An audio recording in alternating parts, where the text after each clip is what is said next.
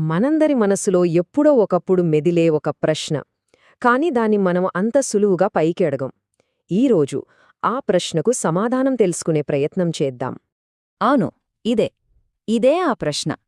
అంతా తానై నడిపిస్తాడు, అందరితో పాటే ఉంటాడు, కాని ఎందుకో ఎప్పుడూ వెనకే ఉండిపోతాడు. అసలు దీని వెనుక కారణమేంటి? రండి కలిసి తెలుసుకుందాం. సరే, ఈ విషయాన్ని అర్థం చేసుకోవాలంటే ముందు మనం ఒక బేసిక్ పాయింట్తో స్టార్ట్ చేద్దాం.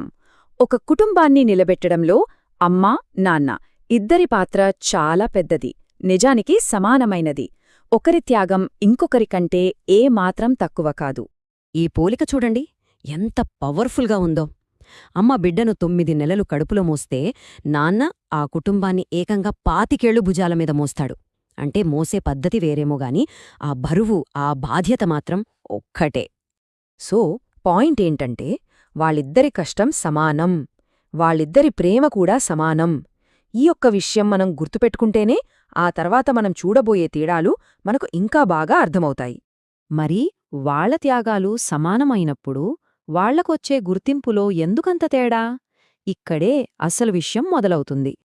ఇది మనకు తెలిసిందే కదా, రోజు చూస్తూనే ఉంటాం, వాళ్ళిద్దరి ప్రేమలో ఏమాత్రం తేడా ఉండదు. కాని ఎందుకో పేరు పిలవాల్సొస్తే అమ్మ పేరే ముందుగా వస్తుంది.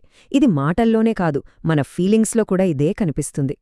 ఉదాహరణకు ఇది చూడండి, ఎంత క్లియర్గా ఉందో కదా. మనకు చిన్న దెబ్బ తగిలితే చాలు, నోటి వెంట వచ్చే మొదటి మాట అమ్మా.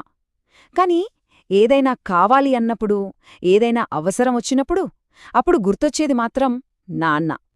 ఈ మాట మనల్ని ఆలోచింపజేస్తుంది కదూ. అంటే అవసరం ఉన్నప్పుడు తప్ప గుర్తుకురాని ఒక పాత్ర తనది అని నాన్న ఎప్పుడైనా ఫీలయ్యుంటాడా? ఆ నిశ్శబ్దం వెనక ఎంత బాధ ఉందో మనమెప్పుడైనా ఆలోచించామా? ఇప్పుడు నాన్న చేసే మరికొన్ని త్యాగాల గురించి మాట్లాడుకుందాం. ఇవి మన కళ్ల ముందే జరుగుతున్నా సరే మనం పెద్దగా పట్టించుకోం. ఫ్యామిలీ కోసం తనని తాను ఎలా పక్కన పెట్టేస్తాడో ఓసారి చూద్దాం. చూడండి, ఇది దాదాపు ప్రతి ఇంట్లోనూ ఉండే సీన్. అమ్మకి, పిల్లలకి బీరువాలు నిండిపోయేలా రంగురంగుల బట్టలు. అమ్మ మెడలో కనీసం ఓ చిన్న బంగారు నగలైనా ఉంటాయి. వాళ్ల సంతోషమే ఫస్ట్ ప్రయారిటీ. మరి నాన్న సంగతేంటి? అందరి బీరువాలు నిండి పొంగిపోతుంటే ఆయన బట్టలు పెట్టడానికో దండం కూడా సరిగ్గా నిండదు. ఎందుకంటే తన అవసరాలన్నీ పక్కన పెట్టి కుటుంబం కలల కోసమే బతికేస్తాడు.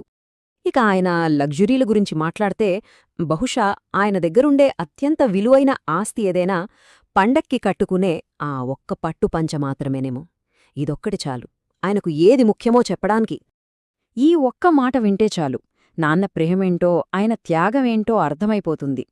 తనకి చాలా ఇష్టమైన కూరని పిల్లలు లాగేస్తుంటే చూసి ఆ పూట తను పచ్చడి మెతుకులతో సరిపెట్టుకోవడంలోనే సంతోషాన్ని వెతుక్కుంటాడు. ఇలాంటి చిన్న చిన్న విషయాల్లోనే కదా ఆయన ప్రేమ మొత్తం ఉండేది.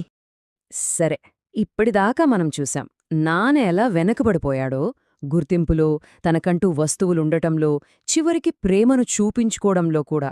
ఇప్పుడు అస్సలు పాయింట్కొద్దాం. దీని వెనుకున్న అస్సలు కారణమేంటో తెలుసుకునే టైం వచ్చింది. మళ్ళీ మొదటికే వచ్చాం, అసలు ప్రశ్న దగ్గరికే. ఇవన్నీ చూశాక ఈ ప్రశ్న మనల్ని ఇంకా గట్టిగా అడుగుతుంది. నాన్న ఎందుకు వెనకపడ్డాడు? దీని వెనక ఉన్న సీక్రెటేంటి? సమాధానం బహుశా మనం అస్సలు ఊహించనిది కావచ్చు. సమాధానం ఈ ఒక్క మాటలో ఉంది: వెన్నెముక. ఆలోచించండి, వెన్నెముక ఏం చేస్తుంది? అది మనకు కంటికి కనిపించదు, కాని మన వెనుకే ఉండి మనల్ని నిటారుగా నిలబడుతుంది. కుటుంబానికి నాన్న కూడా అంతే. కనిపించని ఒక సపోర్ట్ సిస్టమ్, కాని చాలా ముఖ్యమైన ఆధారం. ఈ ఒక్క మాట మనం ఇప్పటిదాకా అనుకున్నదానికి మొత్తం మీనింగ్నే మార్చేస్తుంది. కరెక్టే కదా? వెన్నెముక ఎప్పుడూ ముందుకొచ్చి కనిపించదు, అదెప్పుడూ వెనకే ఉంటుంది. అది వెనక ఉండటం దాని వీక్నెస్ కాదు, అదే దాని డ్యూటీ, అదే దాని స్ట్రెంగ్త్. నాన్న కూడా అచ్చమింతే. అందుకే మనం ఫైనల్గా అర్థం చేసుకోవాల్సింది ఇదే: నాన్న వెనకపడటమనేది ఓటమి కాదు, అది ఆయన బాధ్యత. మనం ధైర్యంగా ముందుకు వెళ్ళాలి అంటే, మనం నిటారుగా నిలబడాలి అంటే ఆయన మన వెనక ఉండాలి. ఆ వెనక ఉండటమే ఆయన బలం. అయితే వెళ్లే ముందు ఒక్క ప్రశ్న: మన జీవితానికి వెన్నెముకలాంటి నాన్నను మనం నిజంగా గుర్తుస్తున్నామా? ఆ సైలెంట్ త్యాగానికి మనం ఇవ్వాల్సిన గౌరవాన్ని ఇస్తున్నామా? ఒక్కసారి మనల్ని మనం ప్రశ్నించుకోవాల్సిన విషయమిది.